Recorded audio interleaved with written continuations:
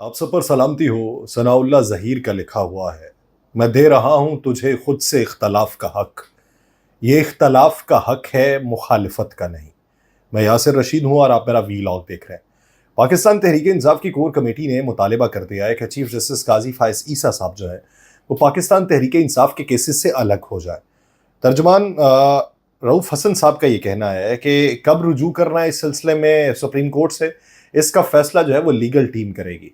उन्होंने कहा core committee के कुछ अरकान को बानी पाकिस्तान तहरीक इंसाफ के एक्स पे जारी वीडियो के एक हिस्से पर एतराज़ था और बानी पीटीआई के अकाउंट से ट्वीट के हवाले से फेडरल इन्वेस्टिगेशन एजेंसी की तहकीकात में शामिल होंगे।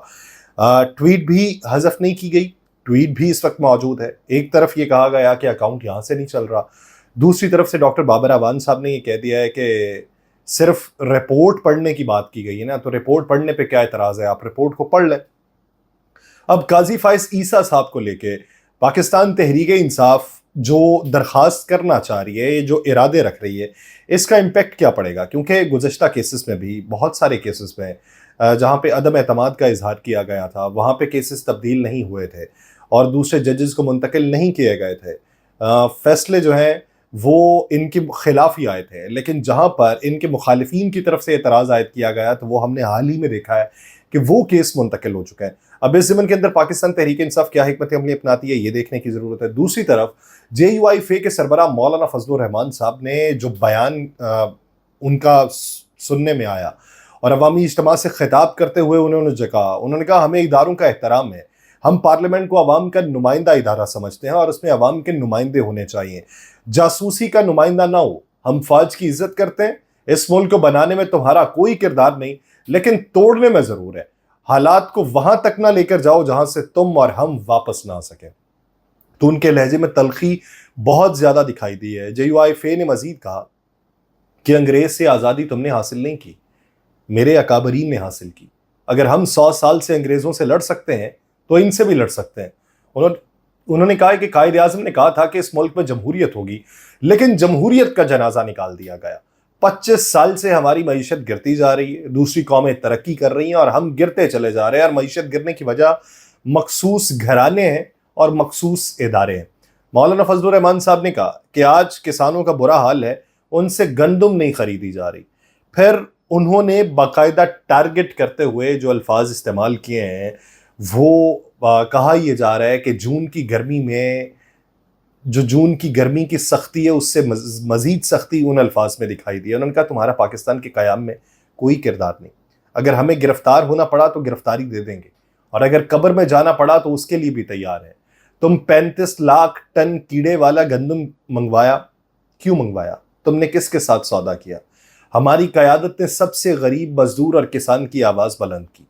मौलाना फजलुर रहमान ने कहा कि बगावत हम नहीं कर रहे, बगावत वो इदारे कर रहे हैं जो आइन को तोड़ते हैं। उन्होंने कहा जर्नैलों ने आइन के साथ खिलवाड़ किया है।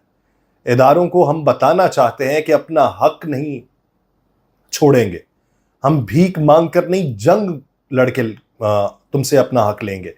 उन्होंने ये भी कहा कि तुमने दहशतगर्दी के खिलाफ जंग लड़ने का ऐलान किया, लेकिन दहशतगर्दी बढ़ती जा रही है और अगर दहशतगर्दी सरहदों से हो रही है तो फिर तुम सरहदों पे कहां खड़े हो? मौलाना फजलुर रहमान साहब अपने मुजफ्फरगढ़ के उस जलसे में ये भी कहते हैं कि तुमने 20 साल में कबाइल को तबाह बर्बाद कर दिया। पाकिस्तान के अंदर रहने वाले जो हैं वो तुम्हारे किरदार की वजह से अपने इदारों से नफरत करने लगे हैं। रियासत के लिबादे में किसी को गद्दार कहने की कोशिश ना करो, जो भी होगा तुम्हारी वजह से होगा। अमन व अमान तबाह हो रहा है, खैबर पख्तूनख्वा और बलूचिस्तान के लोग शदीद बदमनी के शिकार हैं।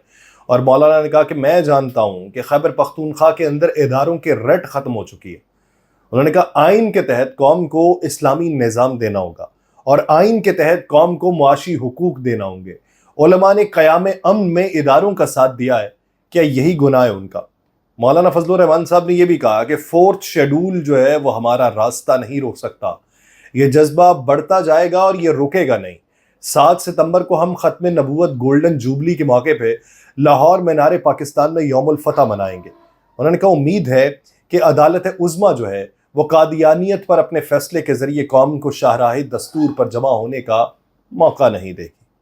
और उन्होंने اس جلسے کے اندر یہ بھی بات کی ہے کہ فلسطین کے مسلمانوں نے قربانی تو دی لیکن اسرائیل کو تسلیم کرنے کا سلسلہ تھم چکا ہے. یورپی ممالک اب فلسطین کو بطور ریاست تسلیم کرنے پر مجبور ہو چکے ہیں، اور ہم فلسطینیوں کو یہ پیغام دینا چاہتے ہیں کہ پاکستانی قوم جو ہے وہ آپ کے ساتھ ہے. مولانا فضل الرحمان صاحب نے یہ بھی کہا کہ جماعت متوجہ ہے کہ اب ہم دوسرے شہروں کی طرف جائیں گے اور اعلانات سامنے آتے رہیں گے.